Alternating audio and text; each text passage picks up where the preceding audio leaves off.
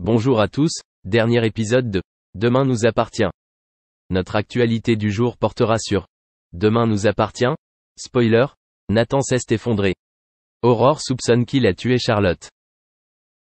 Nathan est déçu, ce jeudi 14 mars 2024, de ne pas avoir pu voir Charlotte l'autre jour dans Demain nous appartient sur TF1. Il en parle au téléphone avec Bruno, son père, qui tente de le comprendre et de le réconforter. Aurore, Julie Debazac, Sarah, Camille Genot et Damien entrent dans la maison d'une nouvelle victime ce jeudi 14 mars 2024 dans Demain nous appartient sur TF1. Grâce au procureur Xavier, Charles Lelore, ils apprennent que la victime est Charlotte. Sarah se souvenait de la petite amie de Nathan du même nom. Au Spoon, Mona et Luna tentent de réconforter Nathan pendant que Sarah appelle le serveur. Elle informe Nathan que Charlotte Lagèche, Octavie Durand, est morte. Le serveur était choqué. De son côté, Marianne, Luce Mouchel, demande à Swazik, Charlie Nunn, d'accoucher d'une jeune femme, qui vient à l'hôpital sans lui dire de qui il s'agit. C'est Vanessa Lehmann. Swazik est choqué et amer lorsqu'il voit Vanessa arriver sur une civière. Elle commence à vouloir rencontrer Georges. De son côté, Aurore a interrogé Nathan sur sa rencontre avec Charlotte et les aventures qui ont suivi ce coup de foudre. Aurore enquête et comprend vite que la petite amie de Nathan n'a laissé aucun indice. Elle essaie d'en savoir plus, mais aucun d'eux ne sait que Charlotte n'est pas en fait la petite amie de Nathan. Il est devenu plus tard connu sous le nom de Valentine et est toujours bien vivant. En salle des accouchements, Vanessa s'est dit heureuse que Swazik prenne soin d'elle, notamment parce que le gynécologue était très professionnel et à l'écoute. À la fin de l'épisode, Aurore confronte Nathan en garde à vue et lui demande pourquoi il a tué Charlotte en lui montrant une photo d'une autre femme. Le garçon comprit qu'il ne s'agissait pas de sa petite amie et en informa le capitaine Jacob. Merci d'avoir regardé et à la prochaine vidéo. N'oubliez pas de vous abonner à notre chaîne. En attendant, dites-nous ce que vous en pensez dans la section commentaires ci-dessous. C'est ça.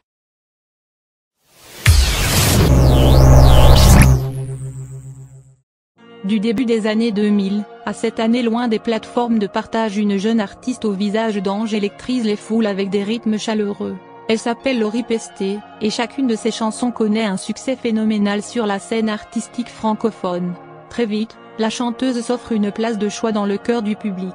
Côté vie privée, elle convole un temps au bras de Billy Crawford, avant de vivre une jolie histoire d'amour avec Garou, qui n'a pourtant pas résisté, non seulement à l'épreuve du temps, mais aussi à bien d'autres aspects difficiles à gérer. C'est à la fin de l'année 2006 que Laurie Pestet, alors âgée de 24 ans, et Garou, 34 ans, se mettent ensemble. À cette époque, le public est surpris de les voir main dans la main. Il faut dire que leurs deux univers sont aux antipodes. Pierre Garand, de son vrai nom, a quitté son Québec natal quelques années plus tôt pour incarner Quasimodo dans la comédie musicale à succès, Notre-Dame de Paris. Laurie Pestet est quant à elle l'idole de toute une génération avec ses chansons sur l'amour et l'amitié. C'est lorsqu'il accepte de faire partie de la troupe des Enfoirés que leurs chemins se croisent. Nous étions amis. Mes 3 premiers albums ont cartonné au Québec. J'y allais souvent pour la promo, se souvenait Laurie Pestet dans les colonnes de gala en 2013. À force de passer du temps avec Garou lors de ses escapades au Québec, la jeune chanteuse a fini par tomber sous son charme, et ce, malgré leurs différences. Un jour, on s'est regardé différemment. Lui, c'était le célibataire convoité par toutes les filles, le fêtard. Moi, j'étais une gamine. Au début des Enfoirés, j'étais la plus jeune. J'étais la première couchée et lui le dernier. Il fume, il boit, il sort. Je fais du sport, je ne bois pas, je ne fume pas et suis accro au travail. Tout nous opposait. Et pourtant, l'histoire d'amour a duré 3 ans. À l'époque, Garou, papa d'une fille prénommée Émilie, semblait lui aussi sous le charme de la chanteuse. J'ai trouvé mon rayon de soleil, confiait-il dans un entretien accordé à RTL Belgique. Très vite, les deux artistes n'ont eu d'autre choix que de s'organiser afin de pouvoir vivre leur histoire d'amour, en dépit de la distance qui les séparait. C'est dur. J'ai la chance qu'elle adore venir au Québec. Mais on a des horaires